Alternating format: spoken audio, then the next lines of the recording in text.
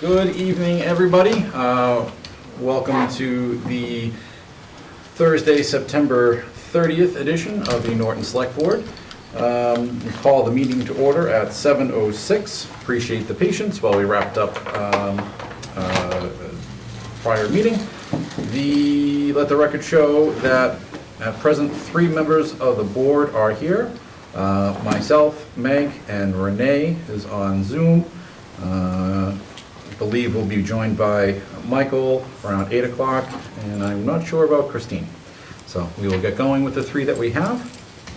Alrighty.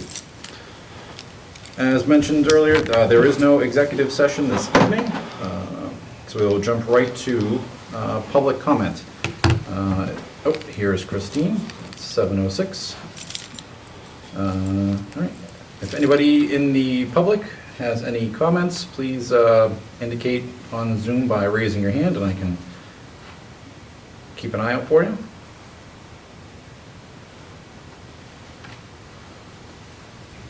I'm not seeing any hands going up, so we will move on to appointments, resignations, and retirements. The first one is the appointment of John E. Thomas as the Conservation Director. Ms. Keenan, would you like to say a little bit about this one? Sure. We're excited to have John come to work with us in Norton. John will start on October 12th. And John has 15 years of experience in both the private and public sector, and also as a volunteer on with the Conservation Commissions.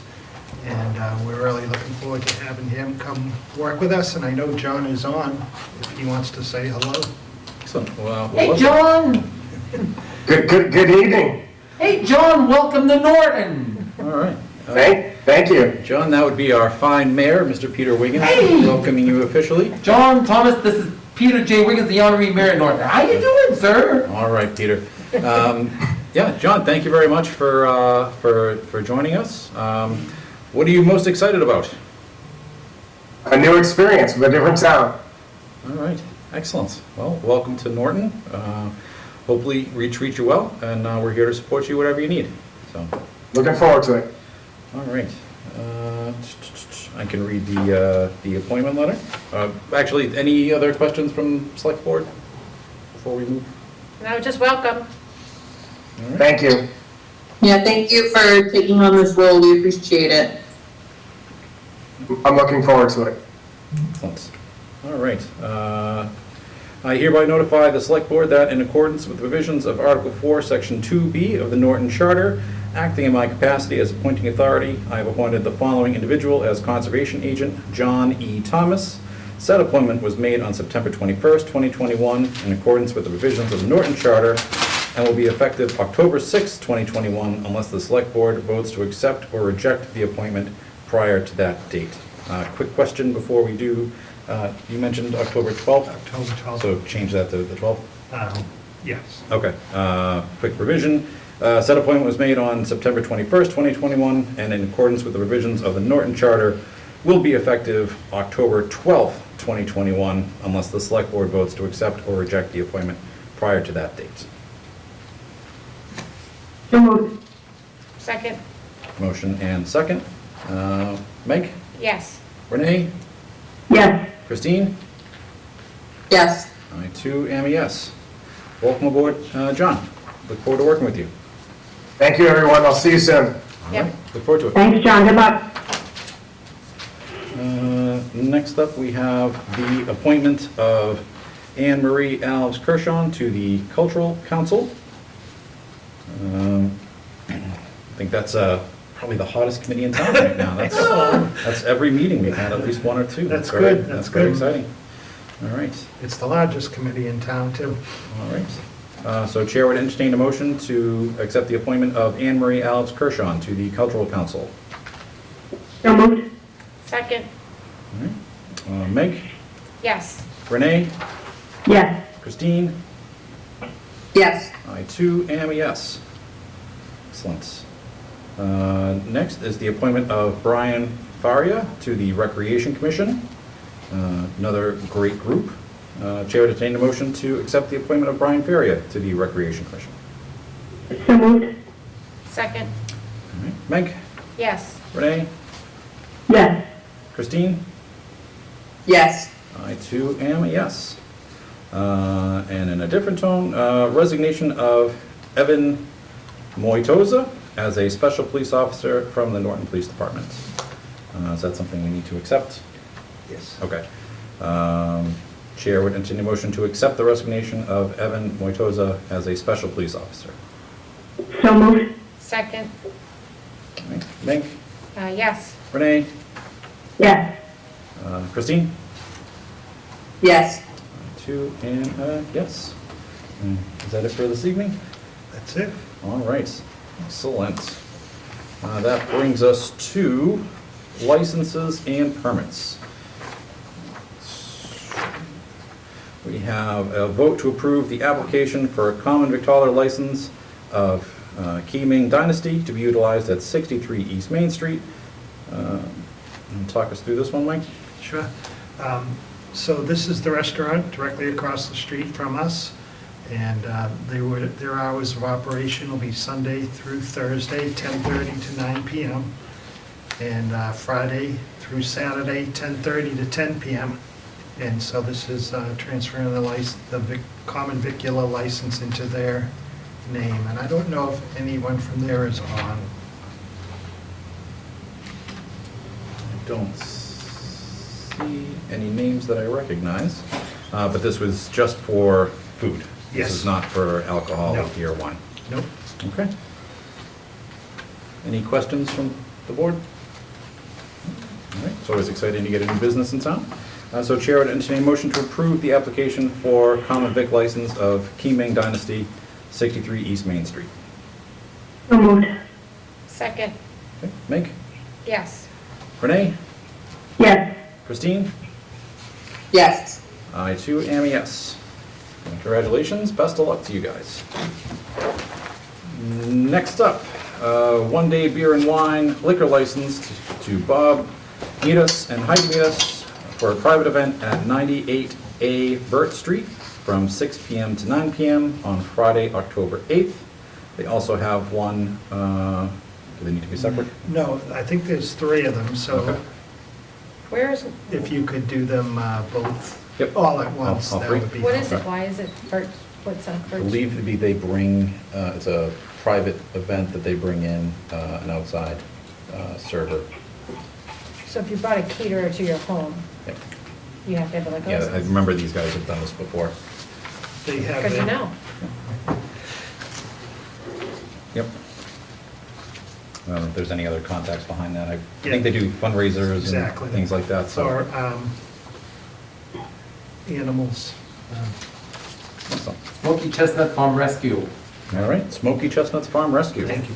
All right, thanks, Peter. Cool. Okay, so we're going to do a 3-for-1 on this. Chair would entertain a motion to approve one-day beer and wine liquor licenses to Bob and Heidi Meadus for private events at 98A Burt Street from 6 p.m. to 9 p.m. on Friday, October 8th, 6 p.m. to 10 p.m. on Saturday, October 9th, and 2 p.m. to 5 p.m. on Sunday, October 10th. So moved. Second. Meg? Yes. Renee? Yes. Christine? Yes. I too am a yes. Best of luck with their fundraisers. Sounds like a great cause.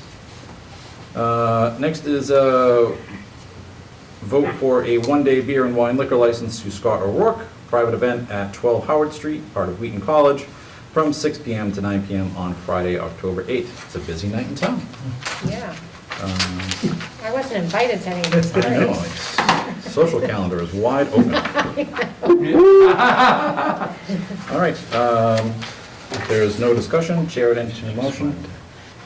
Oh, Senior pub night. This is, town manager has pointed out a note. This is for a senior pub night. IDs will be checked at entrance.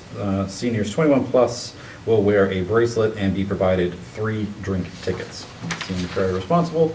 Signed off by police, fire, and building. So we're covered there. Chair would entertain a motion to approve the one-day beer and wine liquor license to Scott O'Rourke for a private event, 12 Howard Street, Wheaton College, 6 p.m. to 9 p.m., Friday, October 8th. So moved. Second. Meg? Yes. Renee? Yes. Christine?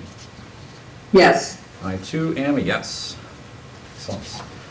Two more. Vote to approve a special events application submitted by Gary Cameron of the Veterans Council for the Veterans Day Parade to be held on Thursday, November 11th, from 10 a.m.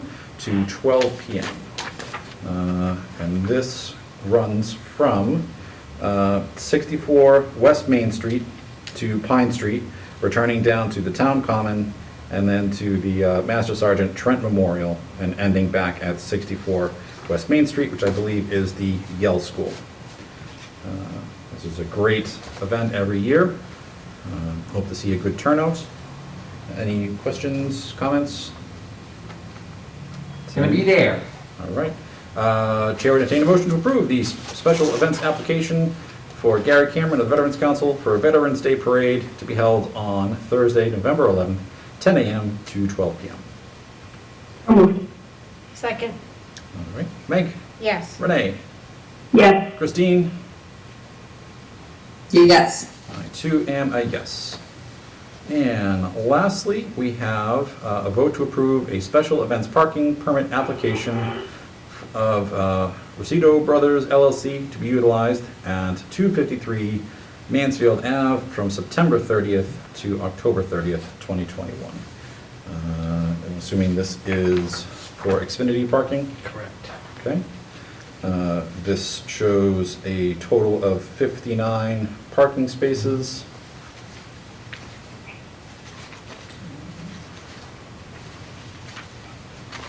Does anybody have a map on this one I believe Jen set that out separately. Yeah. separately? That was, I can share it if Renee wants.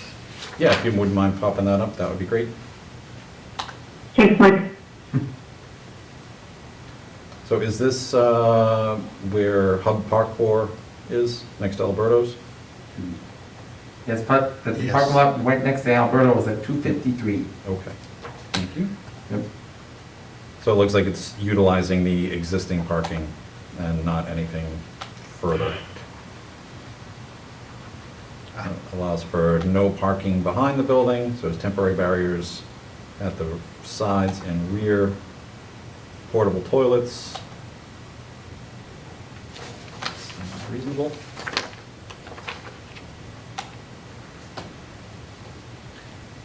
Renee's very patient. I have it. I just found it. You want me to share mine? It should come up. Okay. Wow. Excellent. Look at that. Very good. Thank you, Mike. Any questions, concerns? I believe they're another pretty routine They are. permit applicant for this. Okay. Chair would entertain a motion to approve the, what's the language here?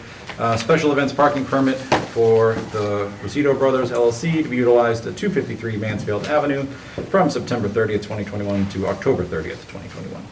So moved. Second. Meg? Yes. Renee? Yes. Christine? Yes. I too am a yes. Okey-dokey. That's great. Anything else on permits, licenses? Seeing nothing.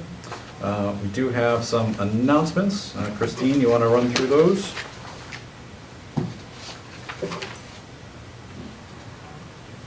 Yeah, let me just get my list. Okay, so the annual fall town meeting is going to be held on Monday, October 25th at 7 p.m. at the high school. Just a reminder until we get to it. The annual Halloween parade is going to be on October 31st at 12 p.m. Please dress up. There's just throwing that out there. There's going to be a hoedown at the VFW, and the proceeds benefit the Norton Hockey Organization and it takes the community Norton. That'll be on Saturday, October 2nd, 7 p.m. until the last cowboy standing. Got it. So it's $25 per person, $40 a couple. So that's going to be something fun to do on Saturday. And then there's a Veterans Council calendar raffle. It's for January 2022. You can reach out to Sharon Rice. Her email is rices@nortonmaus.com. If you'd like to buy one, they're $10 each. All right. And I think that's it. Yep. All right. I heard that the Hoedown is going to have live music by Shady Armadillo. And I don't know Shady Armadillo, but I want to get to know Shady Armadillo. That just sounds like a great band. Oh, So, well, I'm gonna be on 3 events. all right. Busy weekend, Peter. Busy weekend as always. Okie dokie. Thank you very much, Christine. Any other announcements from members of the board?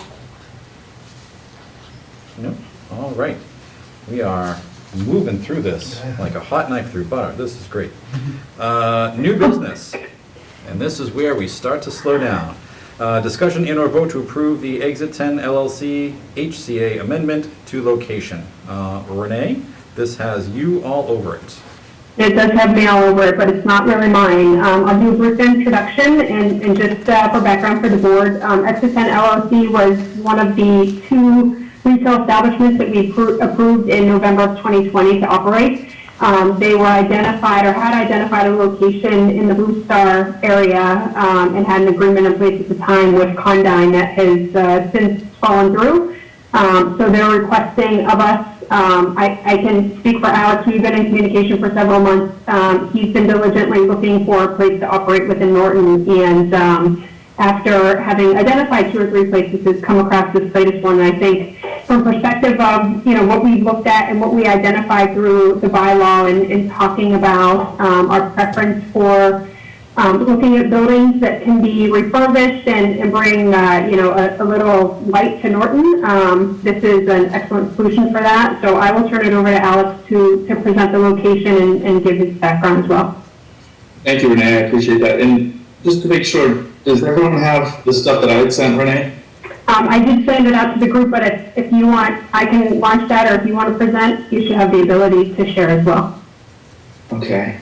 Yeah, let me just figure that out quick. Stuff. Oh, hit share screen. Can everyone see my screen? Yes, we can. Yes. Well, thank you for having me. As Renee mentioned, I was one of the 2 candidates for a community host agreement. Originally, like Renee said, back at the Blue Star Park.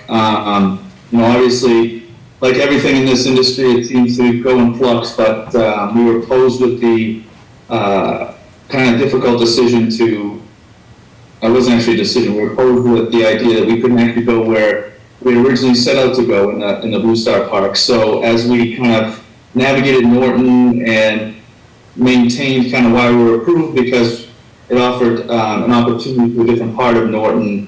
We actually came across a property that we feel is a great fit for many reasons.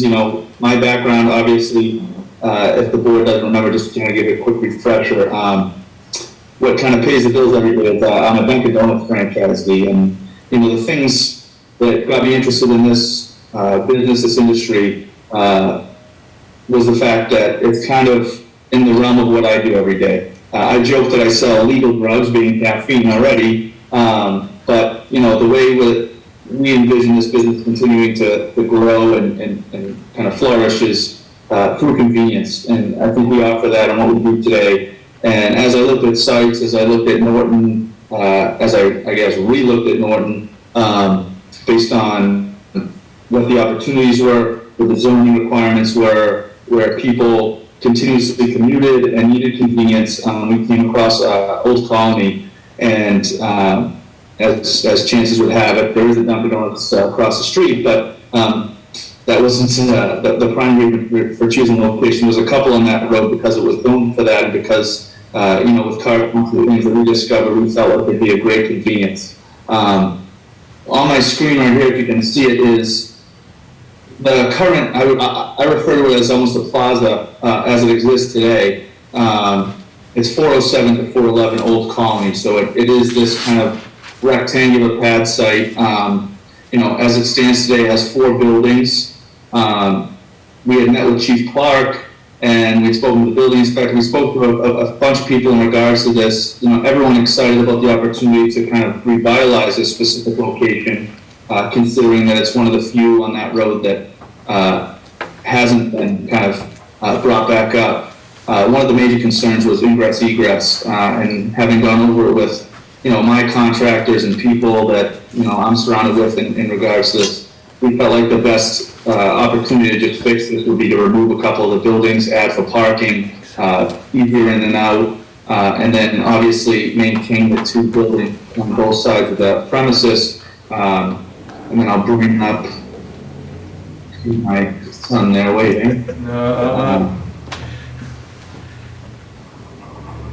This would be essentially a rendering of what that right side building would look like today. The tenant portion is still under kind of the thought process, depending on what we feel like we need to expand into. The market obviously is changing daily. Things like drinks and ice creams now, so you're talking about freezer space, fridge space. So as we originally set it out with the architects, we had envisioned maybe a possible second tenant, but now, I'm having discussions around potentially taking that whole right side building. That's kind of still something we're figuring out, but the left side, we would also look to kind of bring up with this as well to kind of match the image. This is leveraging already the brick that's on the building, kind of the roof line, and maintaining a lot of the integrity that's already involved with the building. It's really just putting a new, fresh look on it.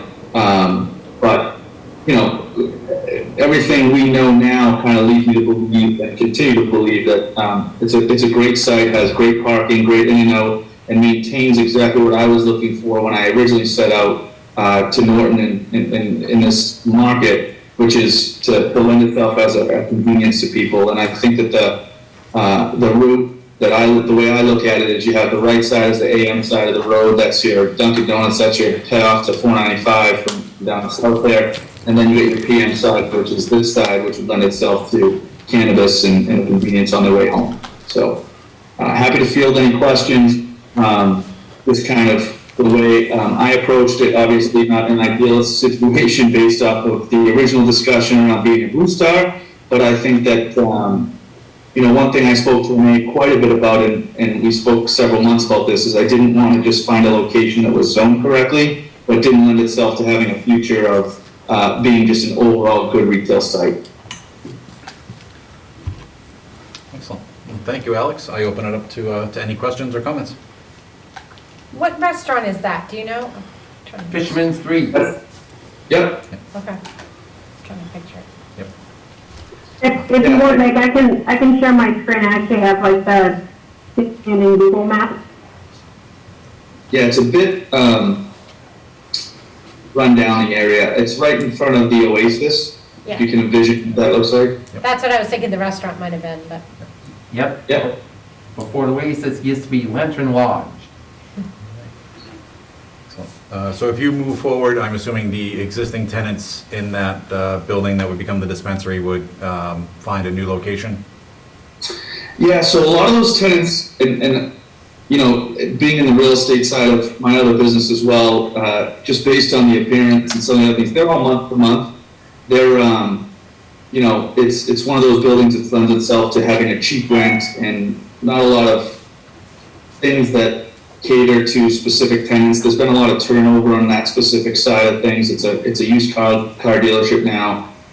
It used to be a sun tanning place.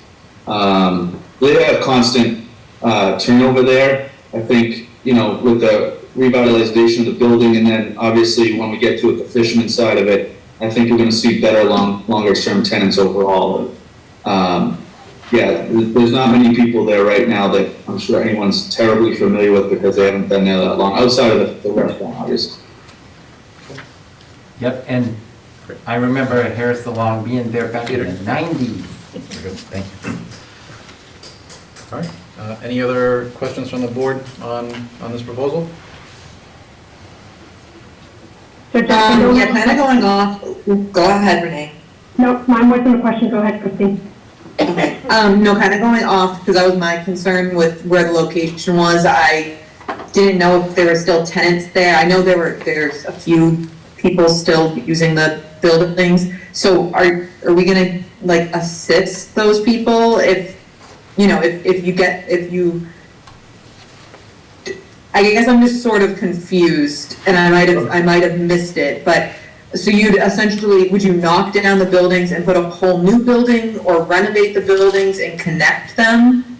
And then what would happen to the tenants? Sorry about that, no. So, the idea is that, for the specific tenant on the right building, the left corner, it would just be, it would be myself going in there, and then as their lease ended at the end of the year, we would just take over that portion of the building. The idea, obviously, is that it would be a complete, refresh of the building. There would be we're not knocking anything down. We're gonna leverage whatever we can use.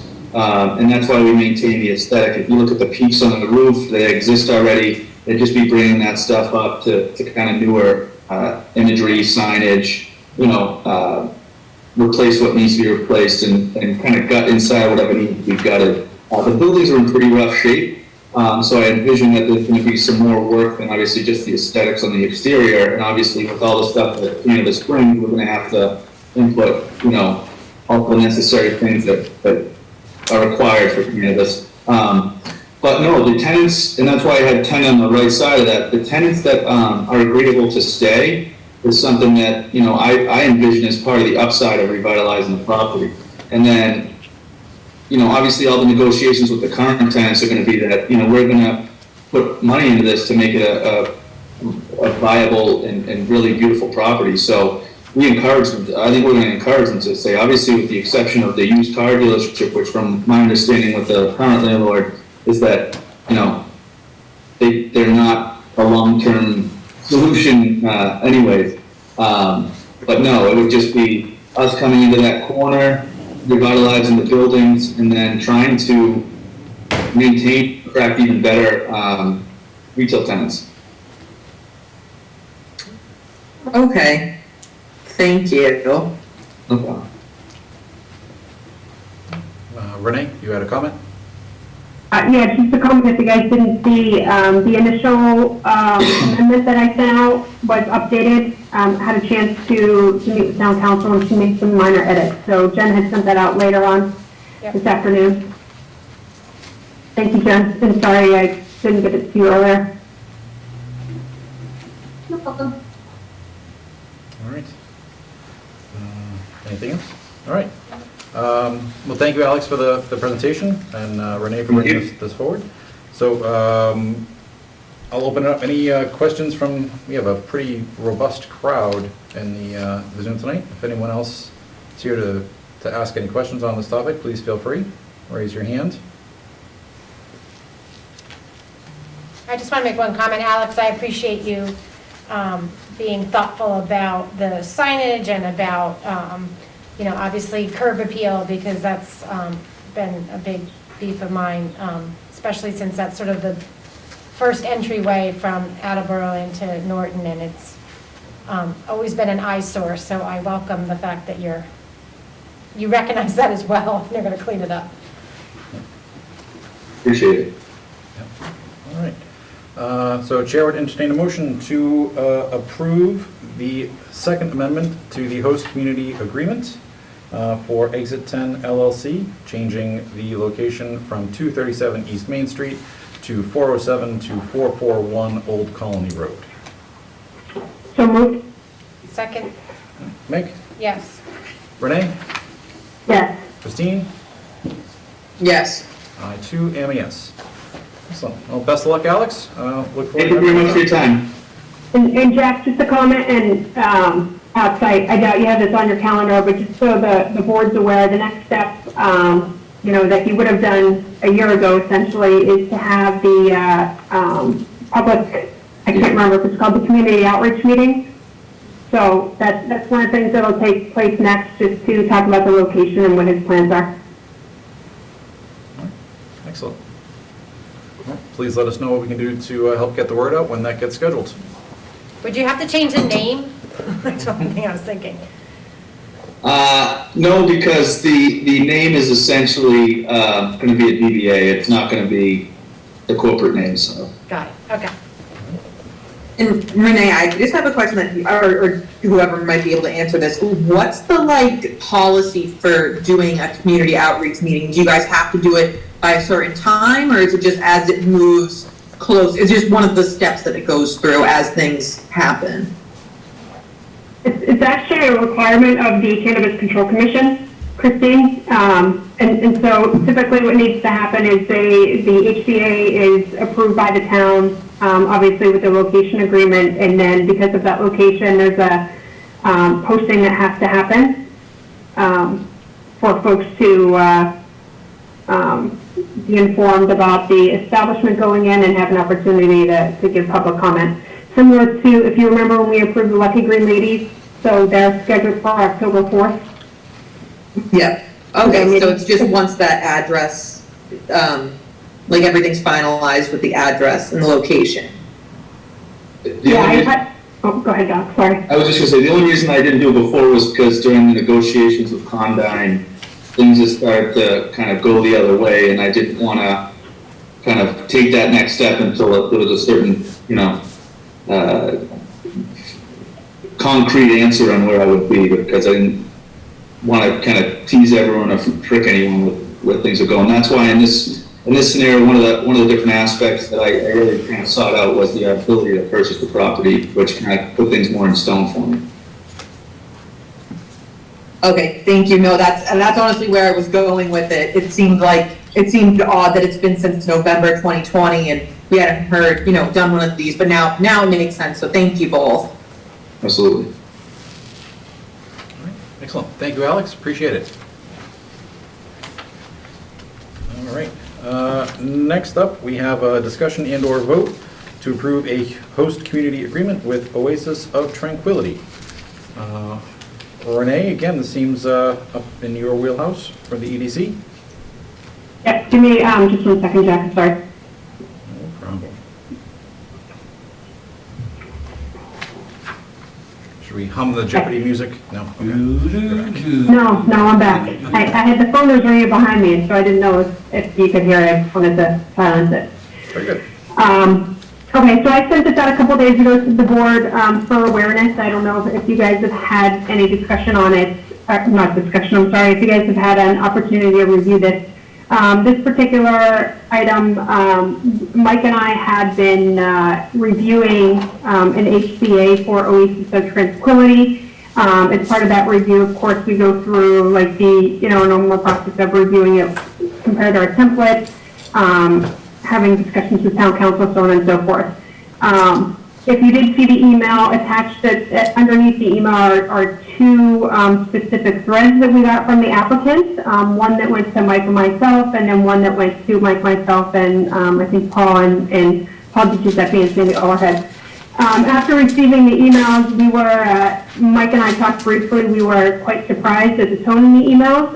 So we had an additional conversation with town council, and as a result of that conversation, and if you saw within my email, essentially, from a go-forward perspective, we decided that we're not going to continue to look at the HCA and essentially recommend to the select board that we don't consider entering into this agreement. So nothing's been presented at this point to the select board because we never completed the HCA negotiation, but wanted to bring it up to the board to see if there are any questions. And I don't know, Jack, in perspective of voting, I don't know that it's necessary that we vote on anything, but we weren't sure, so Okay. I asked to put whatever needed to be put in the agenda. Okay. Yeah, if we don't need a vote in any way, then I don't think there's one to be had. Any questions? I think the EDC does a great job as acting as a first point of contact for these things, so we take your recommendations very seriously and appreciate the summary. I do see a hand raised. I'm going to butcher your name, and I apologize. Janice, if you'd like to. Hello, and thank you. For the record, I was never given an invitation nor notice for the meeting, nor did I get a response to my multiple requests for information. This comports with the town's own rules about notice. I do not believe this is the same notice provided to other applicants. I'm certain this is in no way reasonable notice and meaningful opportunity for me to be heard as the Constitution requires under the due process clauses. For the record, I was never informed about this meeting. I have for the past 9 months in numerous economic development meetings have been making the best possible effort to provide the information while you have not given me clarity on what that is nor opportunity to put it together. I'm asking for the same consideration and process provided to all applicants. Okay, where to begin? I'm not sure of any notification requirements that are particular to this item, Mr. Town Manager. If there's, I think all agendas are publicly posted at least 48 hours ahead of time. I believe there's any specific notifications that are required. No, and, you know, I think what was said there about working on this for 9 months, I think you can see there what was part of the problem. 9 months of work. It's not our job to write the HCA and develop the plan on what's going to happen on the property. We work with people on that, but, you know, if someone knows the business and they're ready to move forward, they should be able to present their plan in such a way that people understand it. And I will say there was a sigh of relief when we were just decided to end this because it was taking way too much of people's time. I agree, 9 months was way too much time for everyone involved, but the problem was that the plans that I presented were asked to be updated. You asked me to make changes. You said you didn't like certain things in my plans, and I made those additional changes as you asked and request. So there's no way for me to know what your requests are until you give them. So I'm just asking for the same consideration and process provided to all applicants. Renee, Jeff, Yep. Yep, I can comment to this. In respect to the process and the considerations, we went above and beyond in this regard. As Mike said, there were several folks involved. I mean, the first communication that we had in January was for a host community agreement without a location. The applicant was put in touch with Paul. I had some assistance there. Presented on a location, or presented us with a location that while it was within the marijuana overlay, it did not allow for the type of establishment to be sited there. So there were multiple, opportunities and things that we were trying to do in this regard. But despite all of that, we spent a lot of time on these from perspective of to make sure that it's a good decision for the town, right? We want to make sure that we're evaluating the establishments based on the needs and our best interest. But putting all of that aside, the communication that was sent was very accusatory and really, we're not even engaged in HCA. And that was really the conversation that Mike and I had with town council is, if this is, the perspective or the attitude that we're going to get now, what does that mean when we're in agreement, right? So. Well, somehow I did not receive the same consideration and process provided to the most recent applicant that I presented. I feel like it wasn't accusatory. I feel like that they were facts. Either way, I thank you all for your time. My experience, not having watched the EDC, and is that each applicant that comes forward is afforded the same opportunities. I think Renee has summarized some of the challenges that may have gone with this one, but we appreciate your interest. And okay, anything else, Renee? No, that's it. No, actually, you have told me multiple times for a multi-state operator, but that's who we went with. You told me that multiple times. It was not the same process as all the applicants. And I do thank you for your time. Okay. I see a Rich with their hand up. Rich? Yep, hello, Rich Archibald, I'm the head cultivator for Oasis of Tranquility, also water. So I know you guys will do it through, but I want to throw my step in there. Your Economic Development Commission knows very about business when this thing started. I sat in on all the meetings. They really had they had to get constant clarification, weren't trained in anything on how this new industry works. I'm very disappointed in the town board, and I like my vote in the future. I'm a disabled veteran. This is a life career for me, and the fact that it can't be found due to ignorance on the commission is just and I won't forget. Thank you.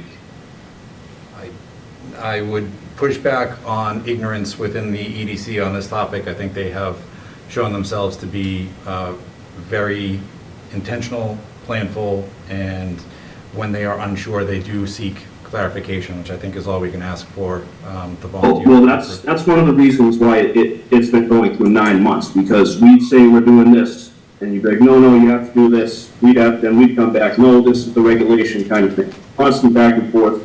I mean, they might have gotten to get my handle on it now, but as far as, blaming 9 months of that, it's ludicrous with all the changes you were making to EPA, different requirements, those not being acceptable to the regulations by the Control Commission.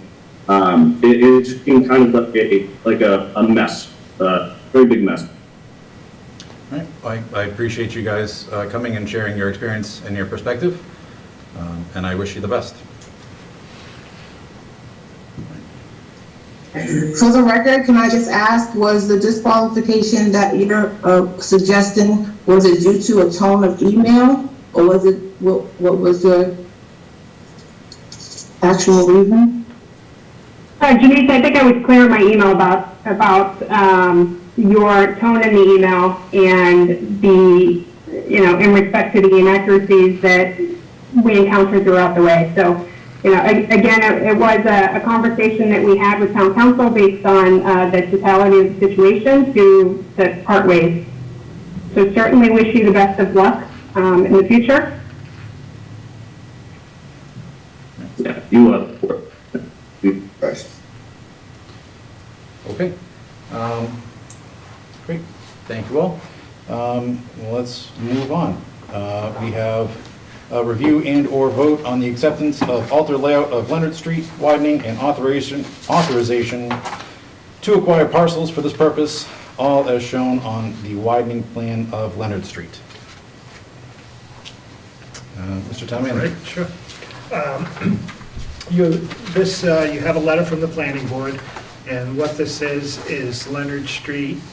If you think of Leonard Street previously, it was developed very narrow, and in order to build the Blue Star Park, they had to widen Leonard Street, and as part of that, Condyne used part of their land to make the street wider. So we would now be accepting that portion of Leonard Street with the wider width. Okay. Any questions on this one? Seems pretty straightforward. All right. Seeing no questions, Chair would entertain a motion to accept the altered layout of Leonard Street and authorization to acquire parcels for this purpose, all as shown on the widening plan of Leonard Street. So moved. Second. All right. Meg? Yes. Renee? Yes. Christine? Yes. I too am yes. Excellent. Do we need to we can get to that on the articles, right? Yes. All right. Next up is a discussion on the date for town election, which is in April. Lucia is on. Hi, Lucia. Hello, how are you? I'm good. You're very quiet. If you're able to get closer to your microphone, perhaps. Oh, it's like Christmas.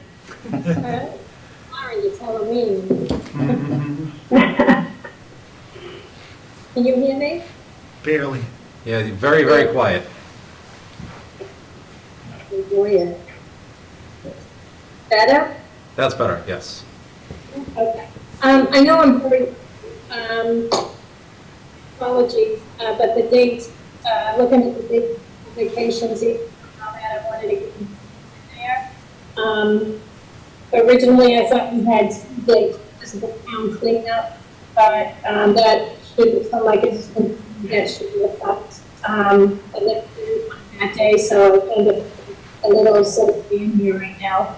But it gives 3 dates of April 2nd, the 23rd, and the 30th, the town election. So I'd like to, my date, if I may, make it clear. So you're breaking up a little bit there, but if I am hearing enough correctly, you're proposing April 23rd, Saturday, April 23rd, or Saturday, April 30th for the Yes, on annual the town. second. I would really, it is the town cleanup day, the 23rd. I would love to do the 23rd if I could.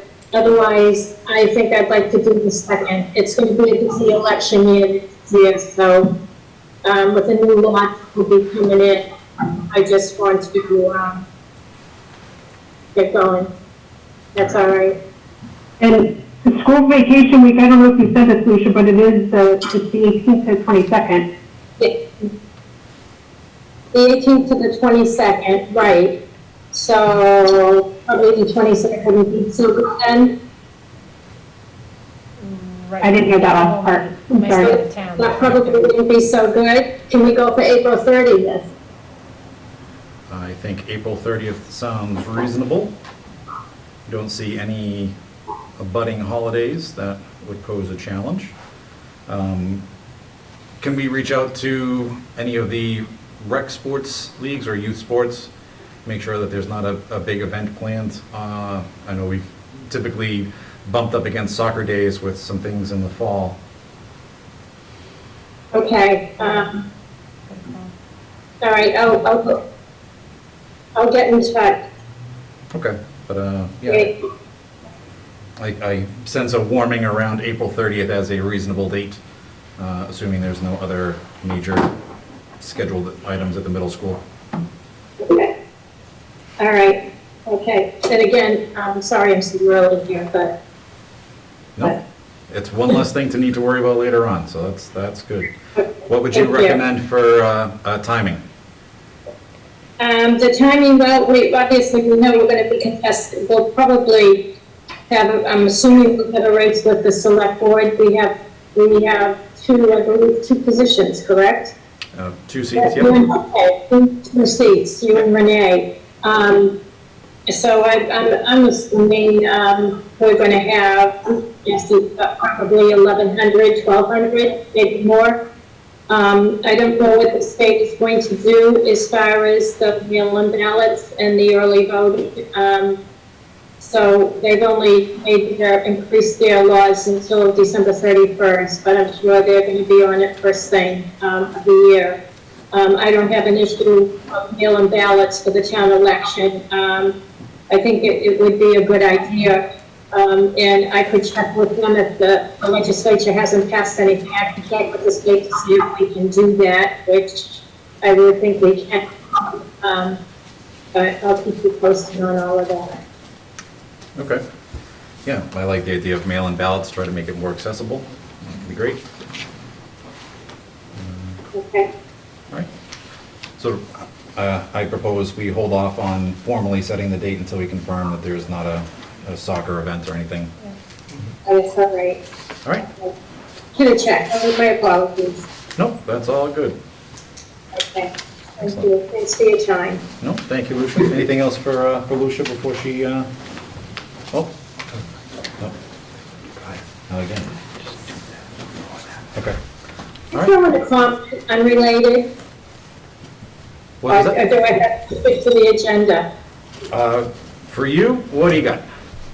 I sent you guys an email today. The census map came in yesterday, and if you can get me on your next agenda, if possible, you have to agree to the map. There's been a couple minor shifts. and they're keeping us the 5 precincts, but I have to have everything approved, done and approved by you and the state by the end of October, so I feel we have to move fast on this. So if it's possible, I can join you next agenda, I really appreciate it. Okay. When would our next regularly scheduled meeting be, Mike? 14th, The 14th? October 14th. Does October 14th work for you in terms of your timing, Lucia? It's crunch, but, it'll have to work then, Okay. if that's your meeting. All right, let's plan for that then. All right, thank you so much. All right. Thank you, Lucia. Have a great night. Thank you. Alrighty. Brings us to an update on traffic issues regarding 380 South Worcester.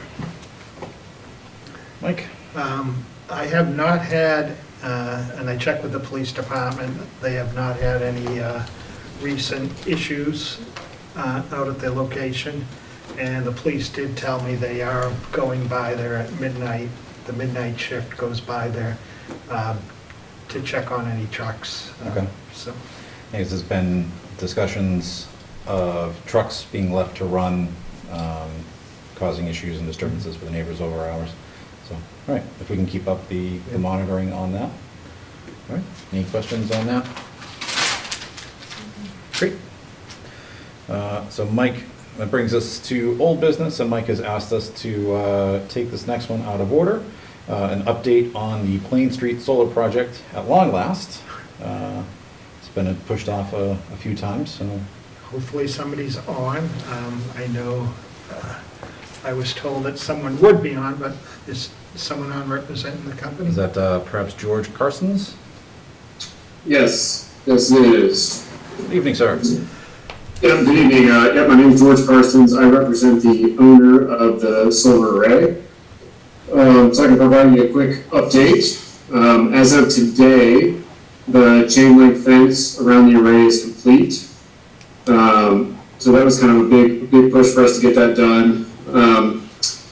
In the next couple of weeks, we've got a kind of a more decorative fence that has to go up along the entrance road.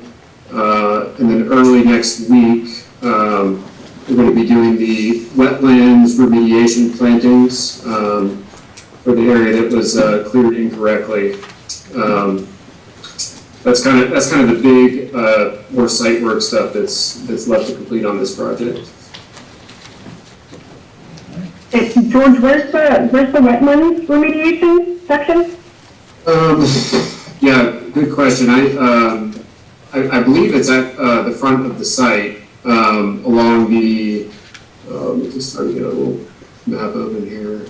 I think it's just north of the access road, but I'm not 100% sure on that.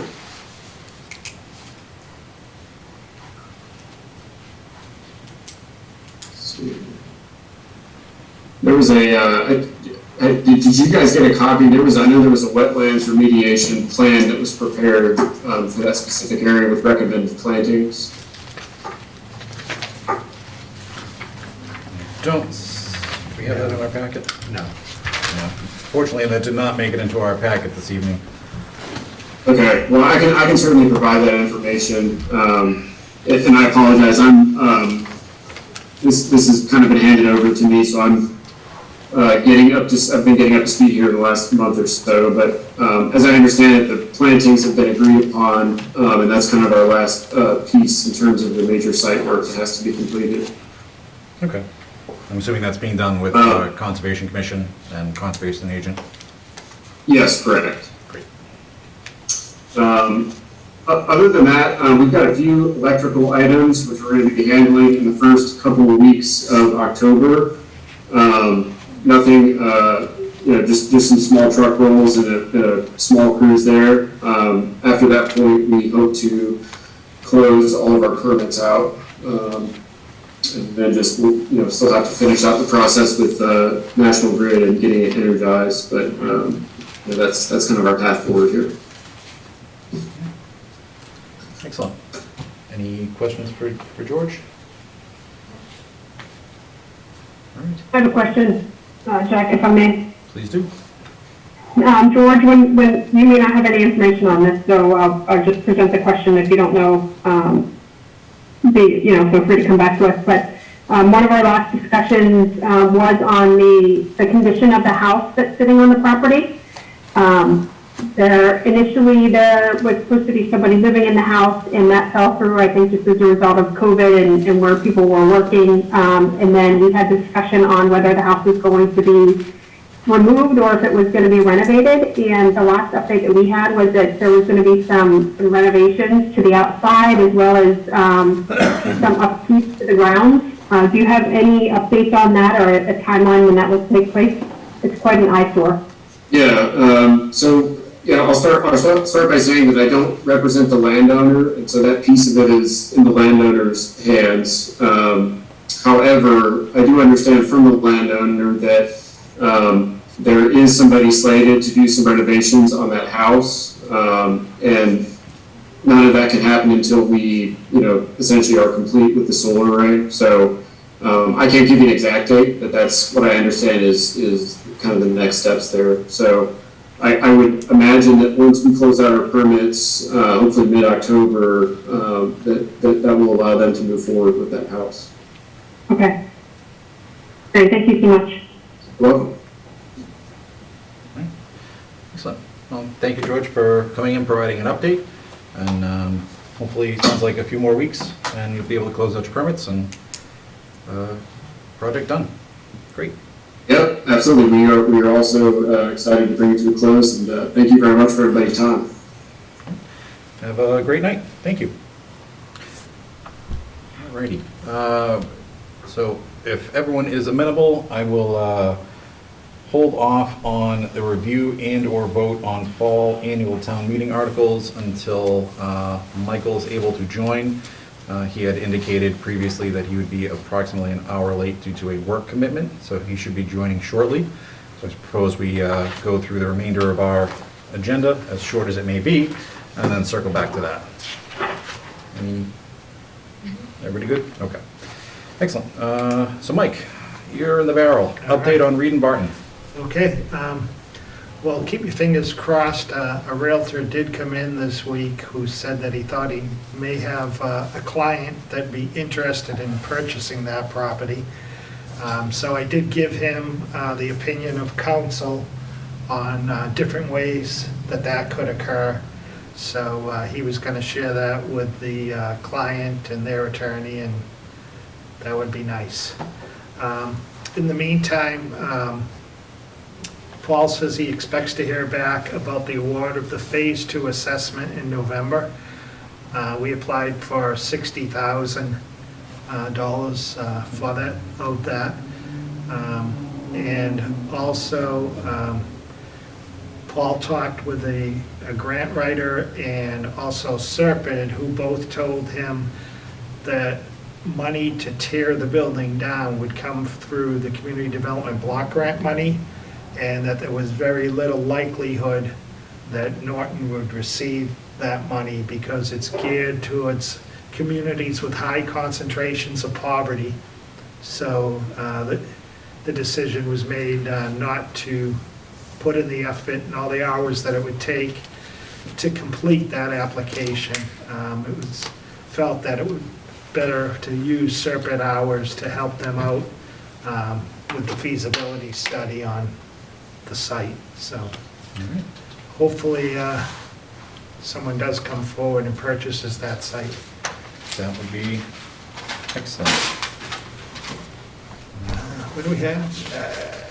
Are there any other areas of that, sorry, are there any other areas of that building that are presenting an immediate concern? I know the sections along Cross Street have obviously been demolished. Yep, they are not. The only thing is, I know the building commissioner is working to get a contractor to close in the south side. Okay.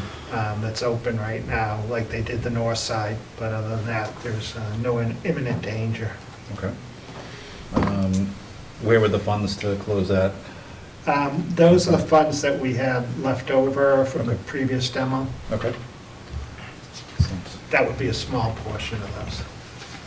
And I'm reaching back into my memory banks. We had previously talked, and including some residents, on water monitoring.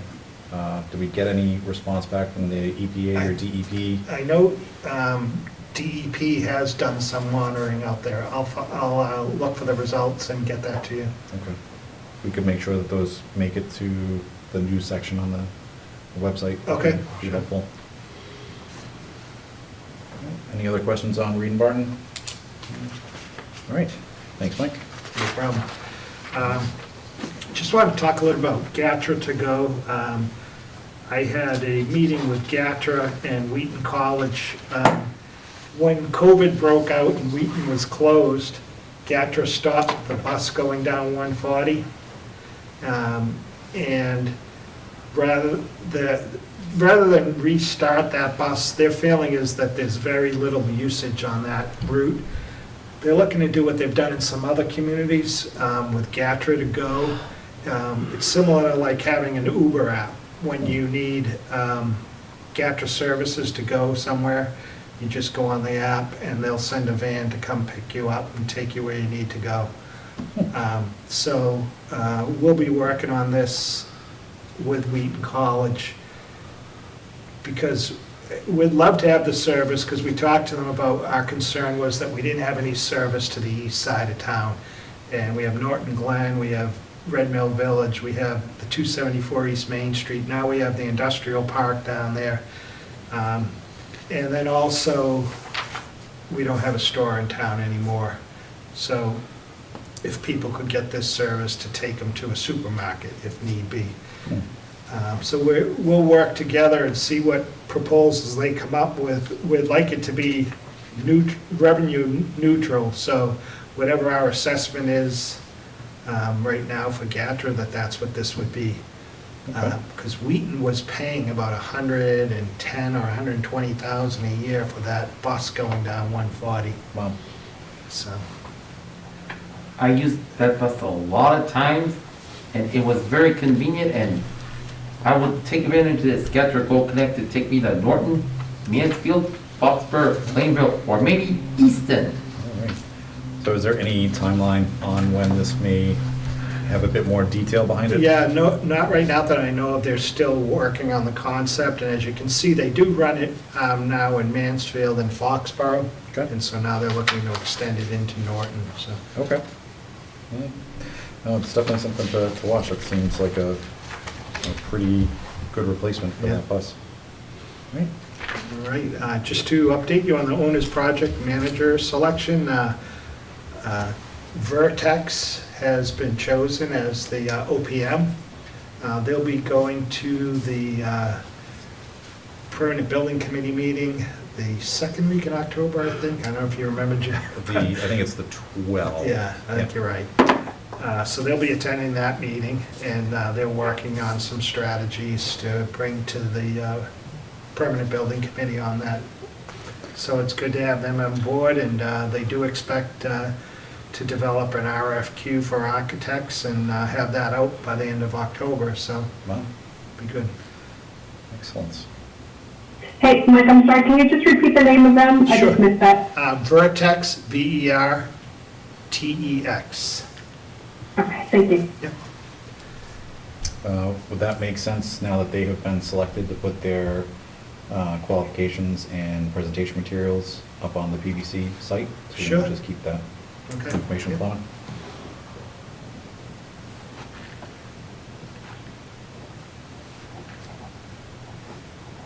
Excellent. Very good. And just, again, if anyone has any questions, I know I did get 3 questions from Christine. So I know we're all busy with town meeting and, you know, hope maybe after town meeting, come back again and talk about the financial policy. But in the meantime, if you have any questions, you know, get them to me, and, you know, I'll get all the financial departments together again and look at everything. Awesome. I, for one, would appreciate taking a look at that after town meeting. It's Yeah. a Fine. lot going on right now. Right. Great. Excellent. Yeah, I'm like, I don't need the answers. Those were just, as I was reading it, I was jotting them down on sticky notes and flagging it. So when we come back to the discussion, I'll just have those questions answered then. Okay. All right. All right. Anything else for Mike? And just one last thing, the Yale Appliance tax increment financing agreement was approved by the State Economic Development Council, so they're good to go. All right. Excellent. Great news. Anything else for Mike? Just a question on that, Mike. What's the timeline for moving here? And I think Content had already broken ground, right, and started the construction? I don't think they have for that building. I think the building that's going up is Home Depot. Okay. I'll check with them and see if they have a timeline. I'll let you know. Okay, thanks. Did anyone make it to the tour, by the way? I I did did. cancel last minute. I did not. It was interesting. What was really interesting was the Wayfair Studio. They make all the sets in there, and they have professional models or actors come in, and they do all the photography right there for all their promotions. So it was interesting. Very cool. That sounds interesting. I'm sorry I missed it. Sounds like a SelectBoard outing. I'll go too. All right. Thank you, Mike. You're welcome. On to Select Board report and mail. Anyone have anything today? I was remiss. Mike did hand this to me earlier as part of our announcements, but this seems as good a point as any. National Friends of Libraries Week is coming up, so we do have a proclamation. Whereas the Friends of the Norton Public Library, our gracious hosts for our meetings here, raise money that enables our library to move from good to great, providing the resources for additional programming, much-needed equipment, support for children's summer reading, and special events throughout the year. Whereas the work of the Friends highlights on an ongoing basis the fact that our library is the cornerstone of the community, providing opportunities for all to engage in the joy of lifelong learning and connect with the thoughts and ideas of others from ages past to the present. Whereas the Friends understand the critical importance of well-funded libraries and advocate to ensure that our library gets the resources it needs to provide a wide variety of services to all ages, including access to print and electronic materials, along with expert assistance in research, reader's advisory, and children's services. Whereas the Friends' gift of their time and commitment to the library sets an example for all in how volunteerism leads to positive civic engagement and the betterment of our community. Now, therefore, be it resolved that the town of Norton proclaims October 17th through 23rd, 2021 as Friends of Libraries Week in Norton, Mass., and it urges everyone to join the Friends of the Library and thank them for all they do to make our library and our community so much better. Very well written. So let's make sure we get that posted up as well. Okay. Give them the recognition they deserve. All right. Oh, got that back. All right. Anything else for report and mail? Seeing nothing. Warrants and minutes. So I've approved payroll warrant PR 22-07 for the week ended September 18th, 2021. Warrant dated September 23rd, 2021, in the amount of $1,705,954.85. Invoice warrant AP 22-13 dated September 23rd, 2021, in the amount of $513,863.90. And invoice warrant AP 22-14 dated September 30th, 2021, in the amount of $1,962,609.92. Which brings us to our minutes, which I'm slacking off again. I have not read anything on there, so perhaps we kick that till next time. Jeff, you want to do a divide and conquer on that? I'll be happy to take the July 22nd one. I'm hoping it's a short meeting. Yeah, that's fine. We can do that. So, Renee, July 22nd. I could take August. Then you can expect my response, I think, based on my track record in August of next year. All right. So, Meg, did I hear you say we'll take August? I'll take August. All right. So Christine, you want to divide September? Do you want the 9th? Yeah, I'll take the 9th. Okay, and then I'll take the 16th. Excellent. Teamwork makes the dream work. Thank you, guys. Alrighty. So that is the end of our regular agenda. I do not see Michael having joined, but let's get into the warrant. So we tricked Mike. Mike put all the stuff away. He forgot that we were coming back to this. I was holding this second. Just to give you an update, the Finance Committee has voted. They voted to approve Article 1. And I'll put the warrant up on the screen. Okay.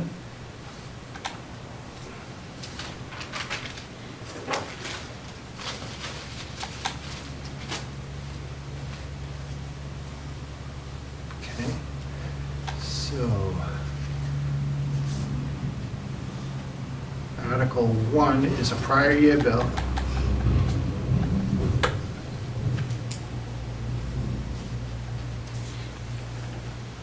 So Article 1 is for $1,935.01.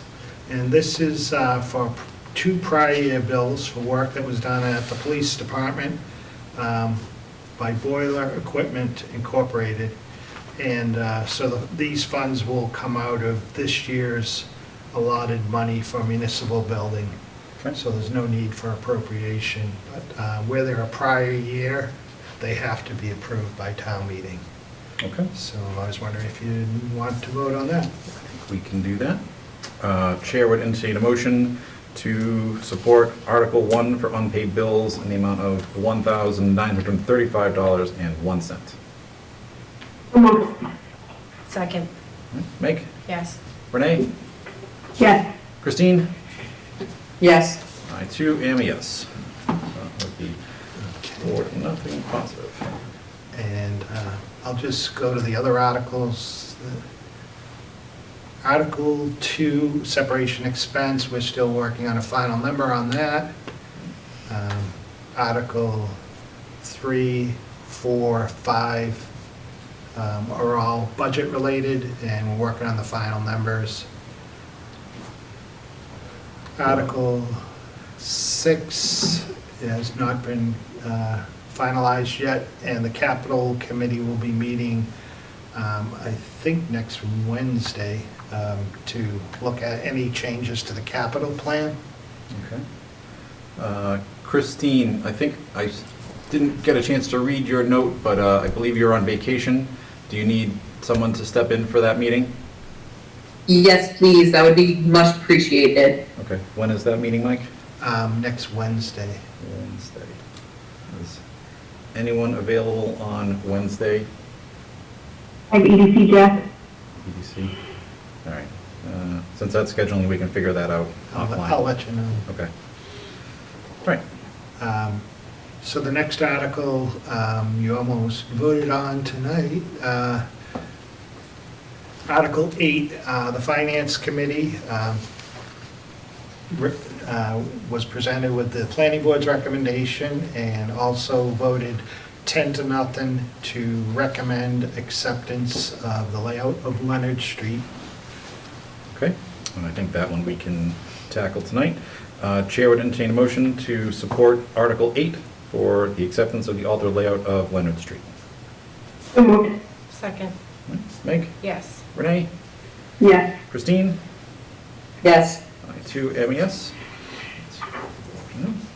Article 9, you maybe remember this. Article 9 is the article that addresses the situation where you had the attorneys come to the meeting. So this is to see if the town will vote to transfer to the Select Board the care, custody, and control of the property located at 0 King Philip Road, also known as Assessor's ID 19-165, and authorize the Select Board to convey the town's right, title, and interest in said property for nominal consideration to the current owner thereof, said deed being necessary to correct an error in recording an instrument of redemption following the repayment of taxes, interest, and expenses owed to the town under a tax taking or taking the action relative thereto. Okay. So do you want to vote on this one tonight? Yep. Does anyone need a refresher on that? That was pretty cool, pretty recently. All right, Chair would entertain a motion to support Article 9, the land disposition for 0 King Philip Road. So moved. Second. Meg? Yes. Renee? Yes. Christine? Yes. I too am a yes. All right. Article 10 will be coming back soon. Okay. I can, if you want, I can just give you a brief update on what this is about. I don't know if everyone is aware of the situation out on the rail trail.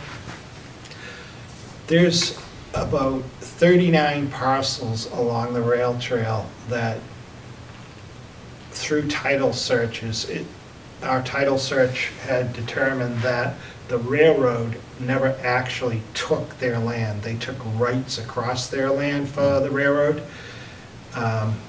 So there is some discussion on how this should be handled, because my belief is the MFN should handle this. But that's going to be a discussion at our next MFN meeting. But right now, we would need to take easements across those properties from those 39 homeowners. So in addition to the takings and easements that we anticipated at intersections and things like that, or any grading that had to be done, we're now adding all this. So we do have an appraiser who is going to look at those parcels to give us, we told them, well, you don't need to do all 39, but do a general idea so we know square footage, what you're anticipating the cost could be for those.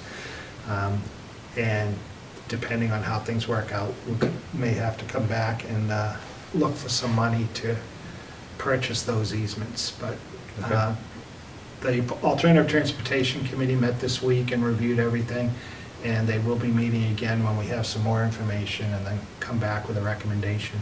Okay, so is this one that is still going to be on the fall town meeting, or does it need to? Okay. It has to be. Gotcha. We want to keep the project moving because it's supposed to be on the tip for 2022. Right. Okay. Article 11, the planning board gave the recommendation to the finance committee to recommend acceptance of the master plan. And the finance committee voted 10-0 to recommend that the town approve the master plan. But Mike, is it possible, I don't know if somebody was there to present the master plan, but can we have somebody come in and give us a presentation or overview? Yeah, Paul went to the finance committee, so I can have him do that. Please, and sorry if that happened Monday. I was unable to make it Monday. I don't think that was. Was it on Monday? I can't remember. Okay, it was on Monday. All right. The week's a blur, Mike. It's all blending together. All right, so we'll hold off on that one until Paul comes in. So that'll be 10-14. Article 12, I don't think we're going to need, but I'm going to leave it. We're going to leave it on there just in case. But I believe that won't be needed. Okay. Article 13 is the home rule petition, and that one is for the liquor licenses. And I know the proponent plans on going to the EDC. What, this Wednesday, Renee? Yeah, next week, next Wednesday, yeah. Okay. What is it? That's the petition article to add additional liquor licenses. And the proponent is going to present to the EDC next Wednesday. So could we ask for this individual to come to us on the 14th as well to present? I think that's fine, and then I can, myself or the vice chair can provide an update to the select board as well as a result of the EDC meeting. Okay. Excellent. All right. Article 14. So the Finance Committee had reviewed this article twice. The proponent was there one night, and then this Monday it was the proponent and the water and sewer commissioners and the water and sewer superintendent. And this is a petition article to change the timeline to tie into sewer once it goes by your house from 5 years to 10 years. And the Finance Committee voted against this with 1 in favor and 9 opposed.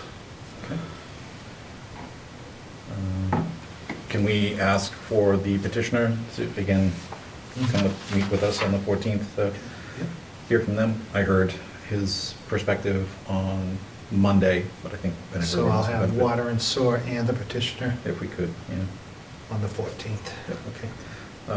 And I'd just like to note for the record that Michael has joined the meeting as of 8:26. Welcome, Michael.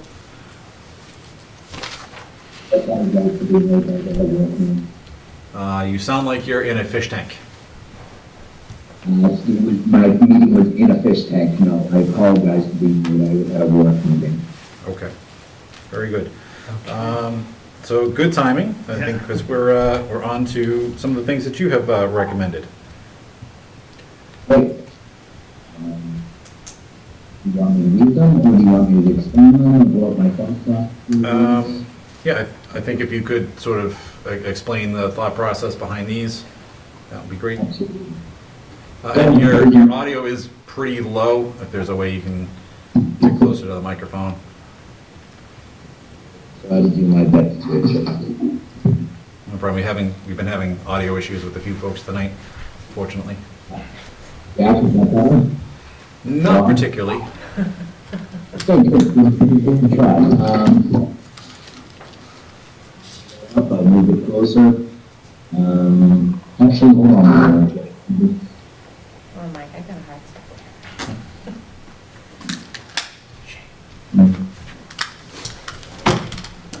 Hey, Mike, Eunice, can you zoom out slightly when you come back to your PC of the article? Yeah. Make it bigger or smaller? Zoom out. A little smaller. Yeah. Thank you. Good? Let's go with that I don't one. know if that's too small for everybody, but that's fine for me. Let me go up one. All right. So, tell you a little bit of why I'm proposing this article. Currently, right now, the individual who appoint, the only person to appoint individuals to the finance committee is the town moderator, and this has been going well. What I'm proposing is changing it so this is basically a finance appointed committee that would jointly of individuals, of appointed individuals within the town that are elected, so meaning the select board, a school committee, the planning board, the board of assessors, and the moderator would appoint individuals from those boards to be on this finance committee, and they would basically appoint individuals to be on the finance committee. As we all know, the finance committee is one of the most important committees in town, and I wanted to get as many eyes and individuals choosing the individuals on this committee. There's a lot of committees. So that's why I'm thinking it's changing it, so the motivation goes from just having the moderator appoint individuals to the finance committee to creating an appointing committee from elected boards within town to appoint individuals to the finance committee. There is no motivation, it isn't that anything is falling off the rails. I just believe that we are always safer when we're doing things jointly and having more than just one individual appoint people to these committees and motivation, Jeff. Okay. Thanks, Michael. Any questions, comments on these? So this is two articles. Right. One deals with the charter, the other deals with the bylaws, but they both apply to the same topic. Exactly. Mr. Chairman, just one more point thing, just that was going to follow up on just what you just said. There's one that changes the clause, one that changes the charter. It has to be folded two ways. It has to pass a town meeting, and then it would have to be on the ballot and pass through a ballot. Vote actually changes it. The charter part, right? Right, that's right. So Jack, if I may. Please do. Michael, I think I asked you some questions last week. I don't know if you've had time to prepare answers to those, one of which I asked just, what information or what viewpoints from, the existing moderator or the previous moderator have been shared, and, kind of what's the thought process behind making this change. I mean, my concern is it's a bit twofold, and I go back to way back when. Okay, can I just have Jack mute everyone except for us, because I'm getting horrible TV feedback from someone that's online here. I think everyone is muted except for yourself, Renee, and us here. Really? Yep. Okay. I think it's feedback in the room, Michael. Okay. It's the audio picking it back up on itself, probably on the laptop. Okay, I'm sorry. Anyway, so my question is, what are the thoughts of, the previous or current moderator in respect to this change, as well as, my concern with this is that it creates a little bit more, I hate to say red tape, but I'm just going to say red tape for lack of a better phrase, because there's, more people have to join another subcommittee when we have, folks on all of these already typically doing, two or more roles in the town.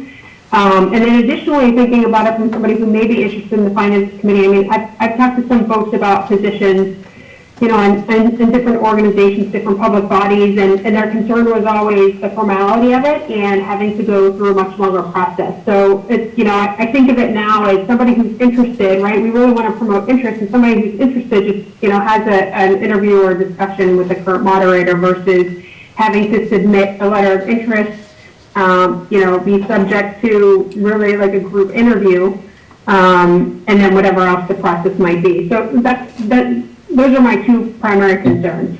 And Renee, I think they're very legitimate concerns. I think, so back up here. My motivation, this was not a discussion that just kind of on my whim on a Tuesday night came up with. These are discussions that started way back when the charter was looking at. Charter was looking at two things that they never really kind of took up. One was, the first one was the formation of a public works department, which I will also be presenting later on date, and then this was subject.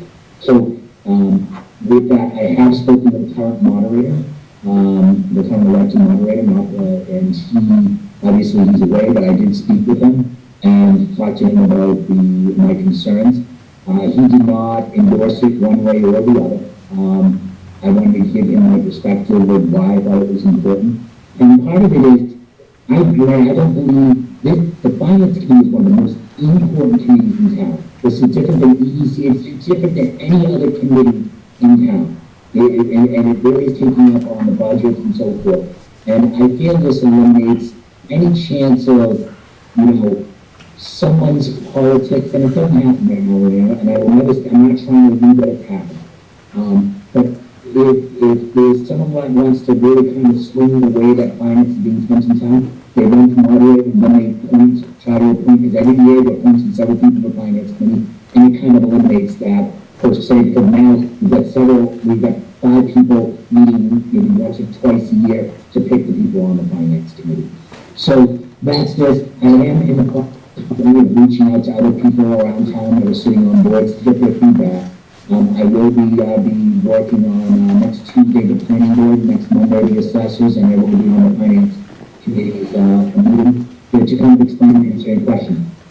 I just think this is I think this is a true equitable way to choose people that are, this is different than the rec, being on the town rec board, right? This is totally different. This is something that really these individuals should be vetted and be asked questions. And I believe the 5 votes that are on this thing are elected by individuals of the team, and I really do believe they should be the ones saying this is the person that should be on this on the finance team. And Michael, have you sought feedback from the school committee or the planning board? Or even the board of assessors in respect to their opinions on this? Yeah, this is I have reached out to them, and I just have not gotten back feedback and contacted them. So I don't want to leave them one way out with their favor or any kind of feedback and changes on that. So that's where we are. Okay, thank you. Yeah, I'd like to hear, I mean, because again, it takes people who are on those committees already and involved in one or multiple positions within town, right, just to add another responsibility. So it just brings in a lot of process and procedure. Yeah, and if you look at what a normal year, they're probably meeting twice in a normal year. Because that's typically the process. That's typically, usually you have to fill out approximately 2 seats, give or take, because one is going to be appointed, and one's going to be the normal appointment, annual appointment, and then one usually falls off. Maybe it's 3 in a year, but it's one of those things that I don't see this as a daunting committee, but I think it's very important that that the individuals that are elected by the residents should be coming together with the moderator and selecting people that are on the finance. The moderator is elected too, though, so. And he's on the committee. No, I understand that, but I mean, it's a position now that's already elected, I guess is my point. It's one person plus 5 people. I want 5 people making appointments to the most important committee that determines and basically moves forward on town meeting issues as well as budgets and reviewing the budget. I think both the person making people that make up the finance group, I think we're doing ourselves a disservice by having only one person do it. Everyone's they've done a great job to this point, but why are we chancing?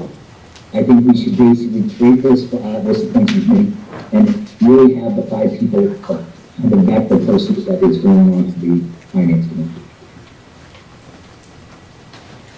So I appreciate your opinion, Michael. Thank you. Yep. So I think in addition to Renee's points, I think, how to phrase this, where I see the moderator as not having a vested interest in any of the articles that go onto the town meeting warrant. They can't put anything on unless it's a citizen petition. These other boards do.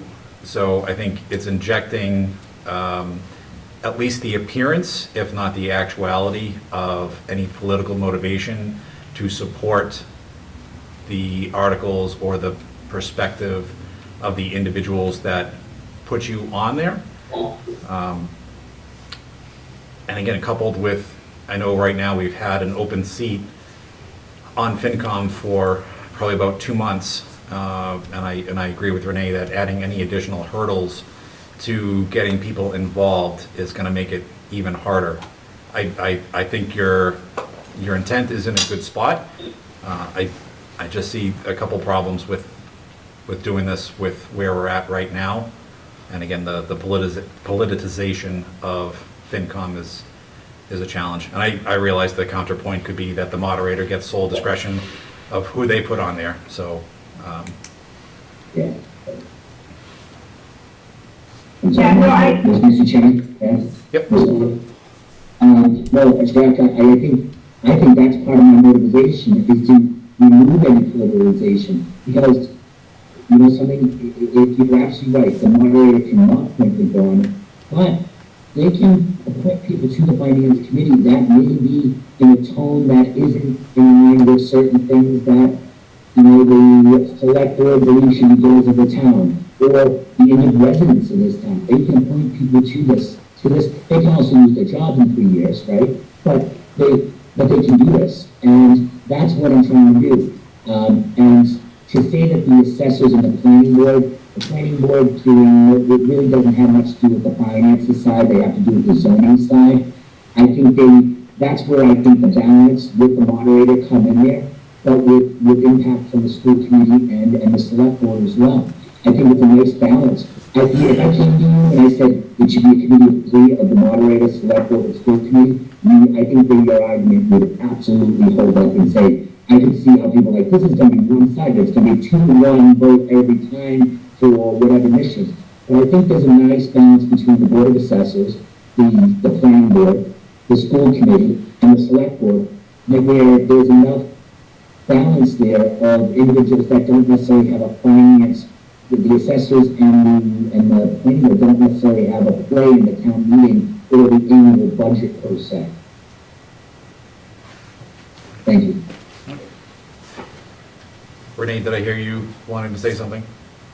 Yeah, Michael, I was just, as you were talking, I mean, like I said, I totally understand what you're saying, and I think, you know, from my perspective, I feel like the checks and balances the fact that the moderator is an elected position, right? And so I think if the town wasn't supportive of who was being placed on the finance committee or the decisions that the finance committee were making, that the town could then vote for another person in that seat, right? So I do have some level of comfort now that, you know, there's the separation and no politics behind it.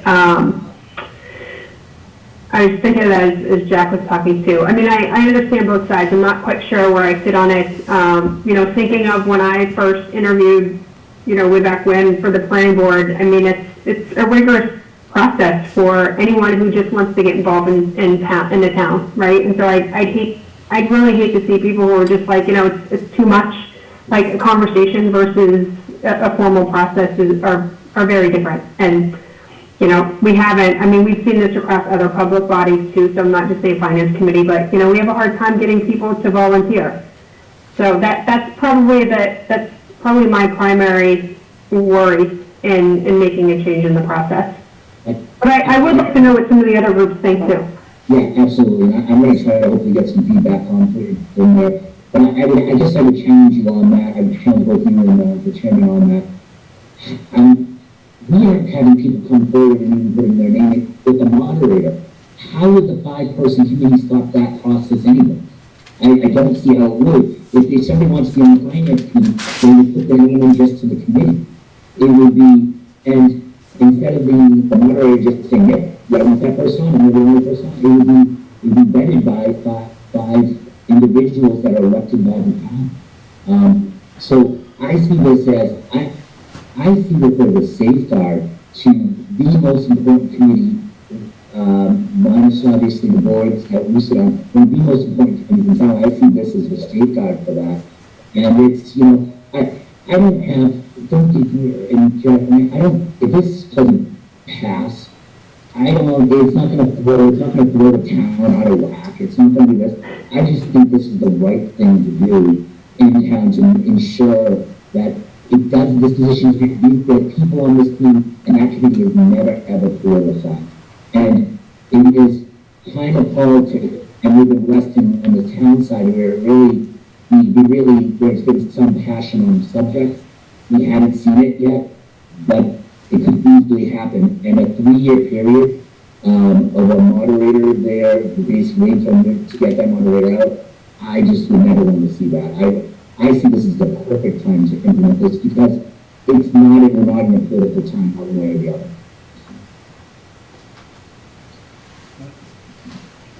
So just for those watching at home, Meg did have to step out about 5 minutes ago to go pick up her daughter. So I would propose that we perhaps hold off on voting on this one until Michael's had his conversations with some of the other boards. We hear their perspectives. Does that sound fair, Renee and Christine? Yeah, I think that's fine. Yes, that would be greatly appreciated. Okay, excellent. All right. Michael, thank you. Mr. Chairman, Yes, Zach.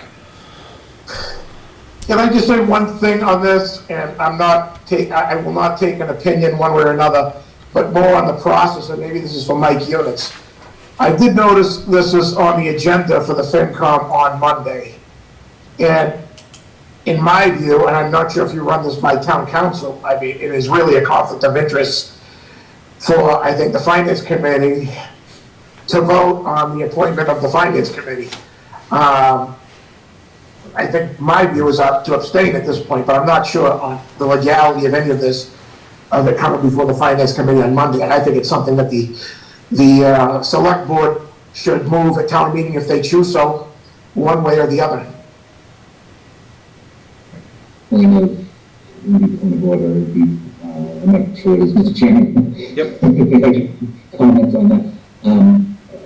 Mr. Tallis is right? I mean, you abstain, we have an obligation to abstain on anything that would affect us as a select board.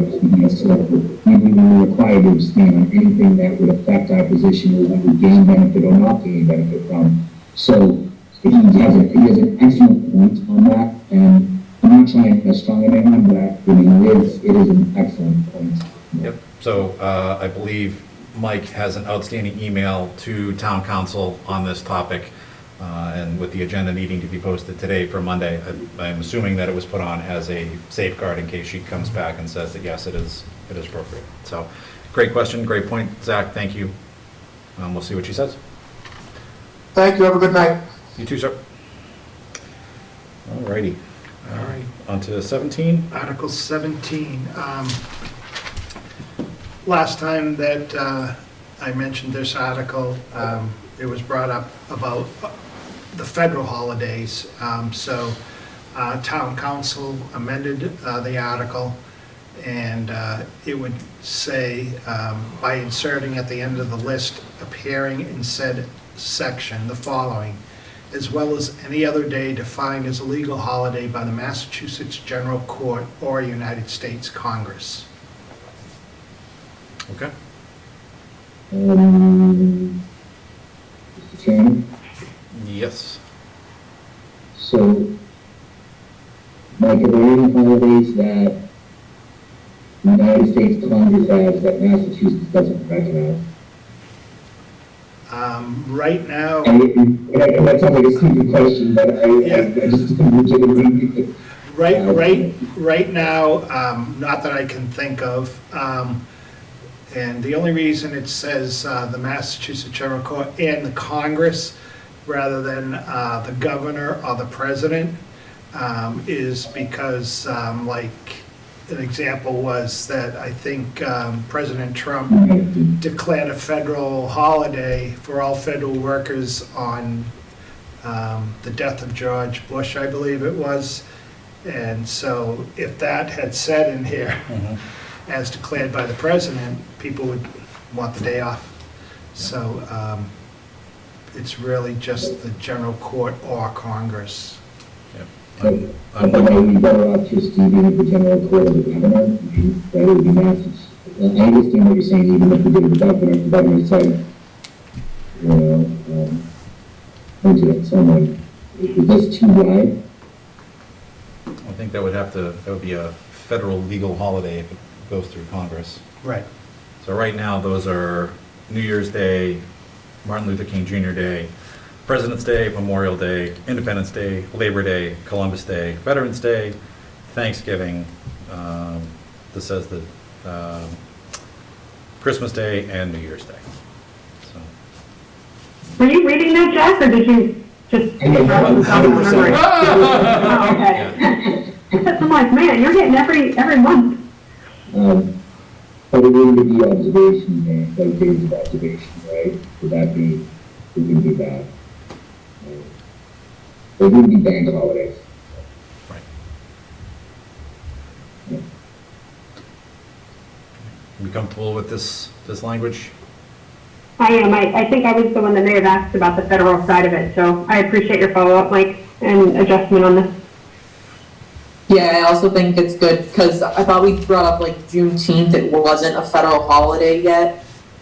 And then, or vice versa, it was a federal holiday, but it wasn't declared by the state, or it was a state holiday, but it wasn't declared federal. I think that's why we want to add both in there. Yep, I think that keeps things covered. All right. We good to vote on this one? All right, Chair would entertain a motion to support Article 17 to amend Chapter 110, Article 5, Section 110-20, and Section 110-31 of the Personnel Bylaws. So moved. Second. All right. Renee? Yes. Christine? Yes. Michael? Aye. And I am a yes as well. 18 and 19, not ready to yet. Those are the standard OPEB, other post-employment benefits and stabilization. Article 20. Back to Michael. Tell me if it gets too small. If I shrink it, I can see if I can fit more up at once, but it's So, going this to is, another page. this is something, sorry, Mr. Chair. Yep, go for it. What I'm proposing on an article is the combination of the joint, combining both the Public Works Department and Water Department, into one department, the Public Works Department, a Highway Department and a Water Department into a Public Works Department. Over the years, we've seen, I believe that the town would pick up some synergies by doing this, by having this specifically. If there's a water main break and they need additional assistance from the highway department, they can call that resource back. During large storms, they could synergize with the water department. I think this would benefit the town. It would keep both the highway department director as well as it would keep the superintendent in the water. It would maintain the enterprise account that is set up in the water department, and the water and sewer commission would remain the same, but it would be moved to an appointed position. Mainly because they've had trouble holding seats. I think this is the first time, if I'm not mistaken, they have, actually I think they have one seat available, that they haven't been able to list, and I think that will help fill that. And they will serve as an ex officio role, or an advisory role, I should say, to the superintendent. I think my move to this is merge and would be also to have it report to an engineer. The town has been lacking an engineer, and both departments have publicly come out and said that they wish the town had an engineer, and they've had to outsource some of those services, especially on small projects like culverts and so forth, where if we had an engineer, and both departments would be put into a civil engineer in that matter. It's an aggressive move, but I think, again, it's one of those things when I look at shortages in our town, and I know that the charter looked into debating this, and this is one of the proposals that they were looking to do. So, again, I'm trying to move something forward on ideas that committee was working on, and try to move them forward for the benefit of the town, and add these two departments together, so we can combine resources, and really just save the town not only money, but also help the town as a whole. And I would probably yield any of my time to the town manager, Mr. Chairman, if maybe he can speak further about the benefits of this action. I'd very much like to hear from Mike on your thoughts. This directly impacts your world. Yeah. So this is similar to the way that Mansfield does it. They have a water division, a sewer division, and a highway division. And they do have an engineer that is the Public Works Director who oversees the department. So though, if you hire an engineer, you're not going to eliminate the need for engineers for large projects. By having the engineer, you have someone that has knowledge of those type of projects and can make sure that what the designers are doing is in the best interest. And also,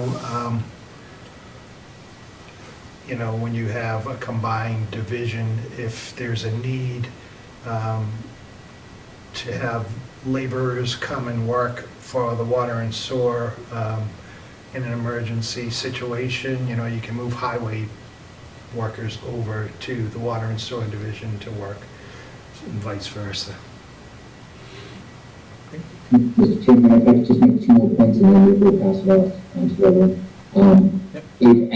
As looking at this and when I try to put this together as an original proposal, the majority of towns in the Commonwealth are set up like this. They have a public works department. And I think this is an important step. One of the things that I know I've heard in this position from residents is, how can we expand services? I don't think we can expand services at the time until we have a public works department in a lot of different areas. So, not saying that we're going to expand services, but I think it's the first step for us to investigate expanding services. That's it. Thank you. And just, I don't know if Michael, in what he's proposing here, there still is a commission that will oversee the Public Works Department. A lot of towns don't have that. It's kind of a good thing to have that because you have people that specialize in that rather than putting that burden onto the Board of Selectmen. A lot of towns, it's just in the Select Board's authority to oversee the Public Works Department, but this, you would at least have 3 other people. That would be the Water Sewer Advisory Board. Right. Okay. Great. Excellent. Thank you, Mike and Michael. I'll open it up to any questions. Jack, if I may, I actually had a direct question about this advisory board because if we're hiring an engineer who has this expertise, like my expectation would be that that person would have the knowledge and the decision-making ability to not rely on an advisory board.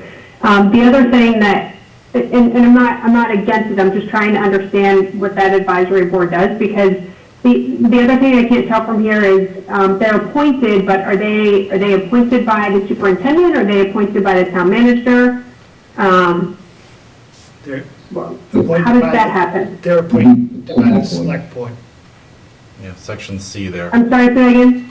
The Select Board. Okay. So and their role, when they, we wrestle back and forth getting just rid of them.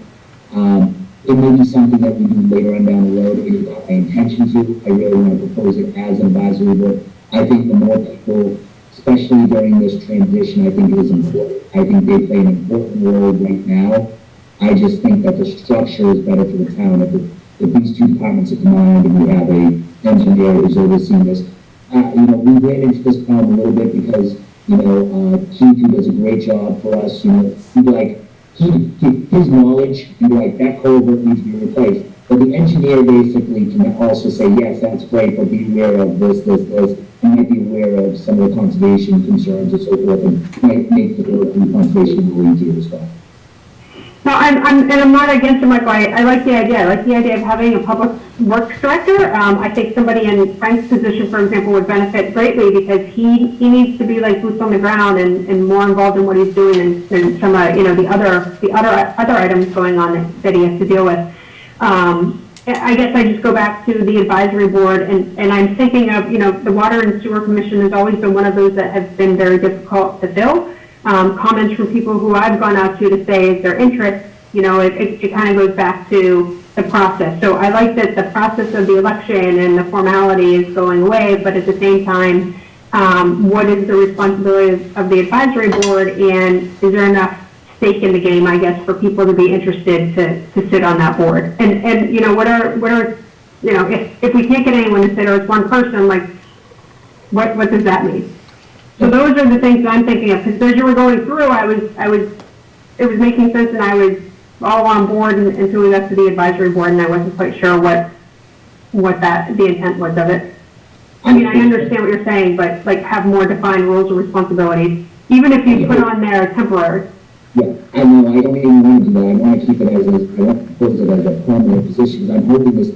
What I think we've done by creating it this way, I think we've taken the target off the advisory, off the Water and Sewer Commission.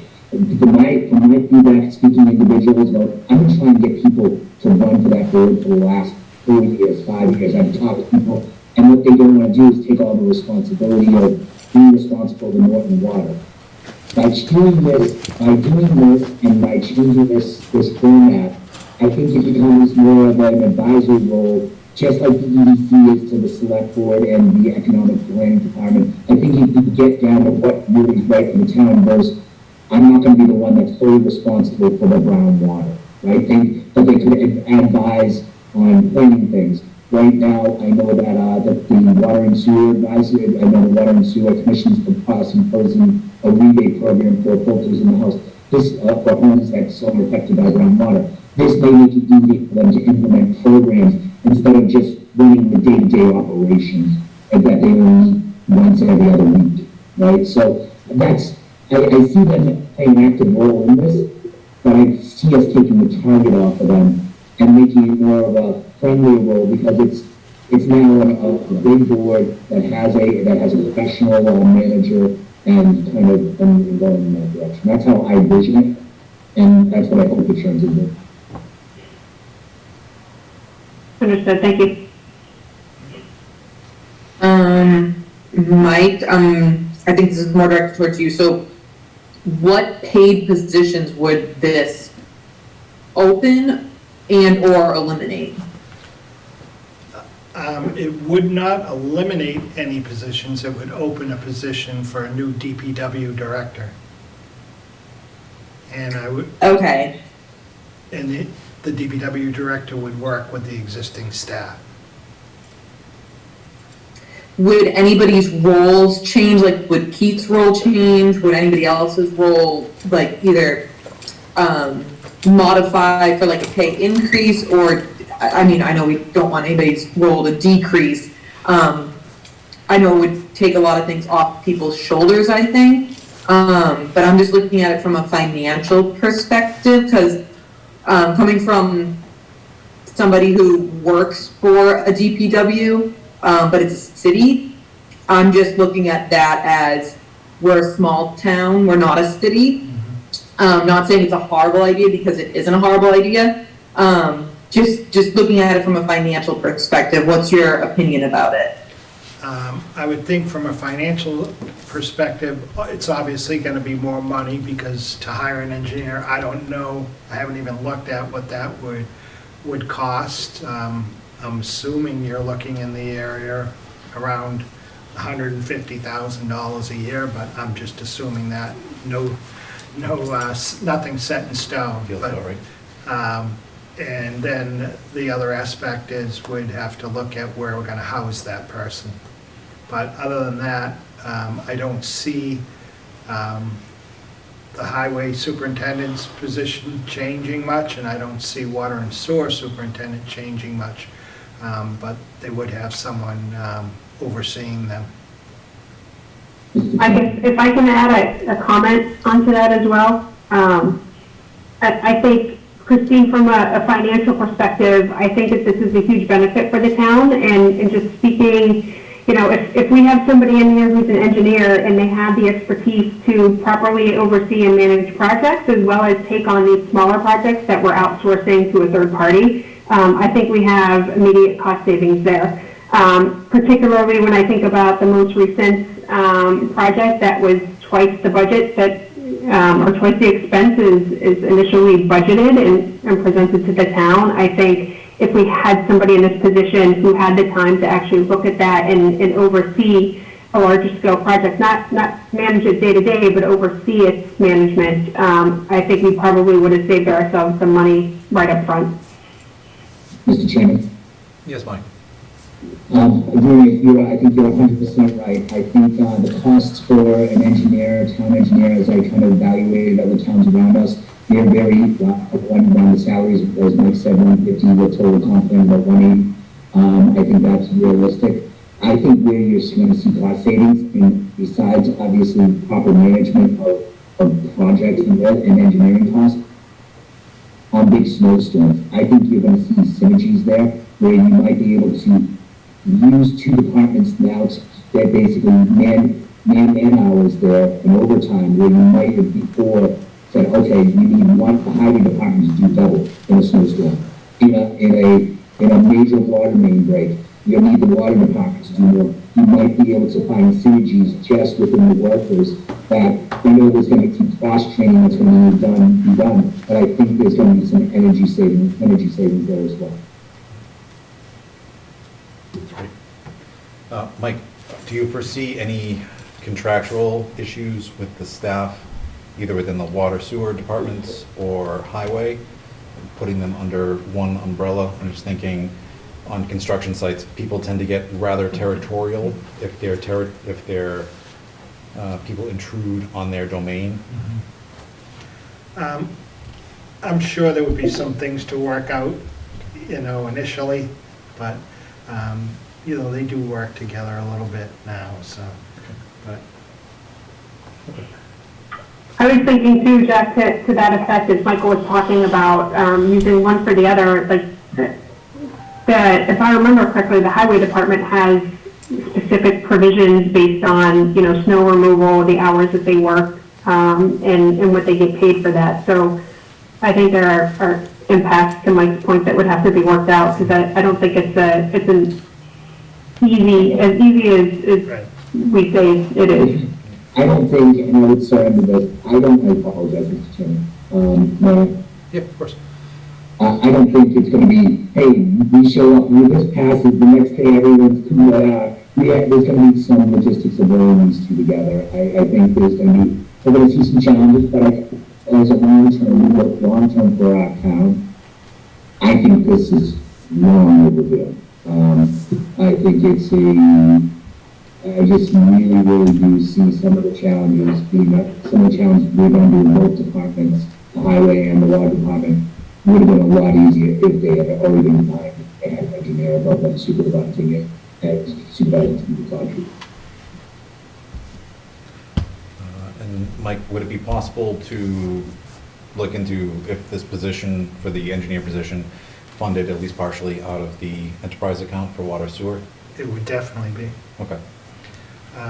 The funding for the position would be split percentage-wise by whatever sewer is, whatever water is, and then whatever highway is.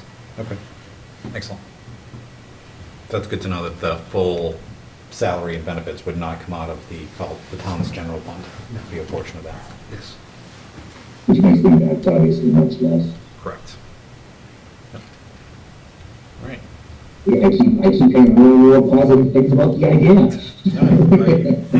I think it's a great idea. I think with, as you said, Michael, this is not something that happens the day after town meeting. If this were to pass, this is a long process to iron out. But I agree with you that this is something that benefits the town and is probably long overdue. Do people feel comfortable voting on this one tonight? Jack, I'd like that you take some time to read it in more detail. Could we just move it to the next week if you wouldn't mind? I'm fine with that. So put this back on 10/14. Yep, and feel free, if you have any questions that you want me to run by town council before then, let me know. Okay. Thanks, Mike. And you sent it out the warrant right before the meeting, right? I did, yep. That has this language? Okay. Yep. Thank you. Mike, will both of these be on, I'm sorry, will this also be on Monday's agenda for the finance team? I don't remember, Michael. I'll have to look. Check I'll that. be prepared for both. Did we post for that meeting too? Yes, we did. Okay. I'm not caught up on my emails yet.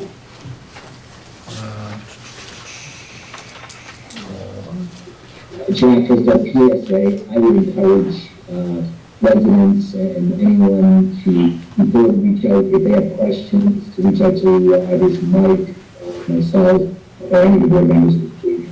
I would love to get as much feedback.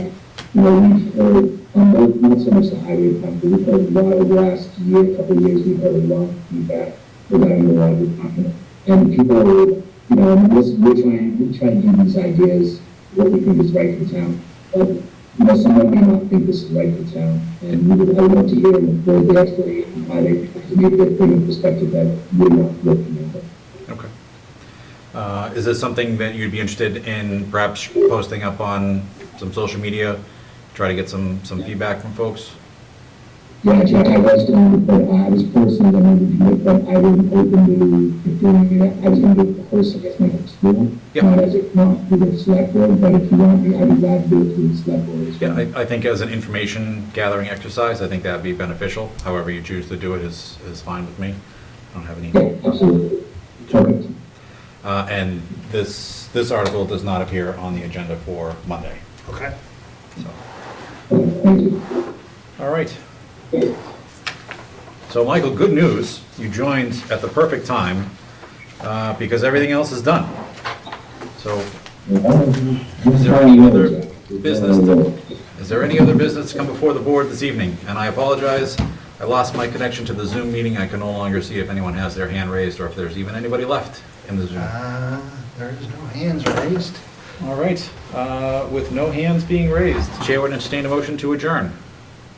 So moved. Second. All right, Renee, Yes. Christine, Yes. Michael, Aye. and I too am a yes. Thank you, everybody. Have a great night, and we'll see you on Monday.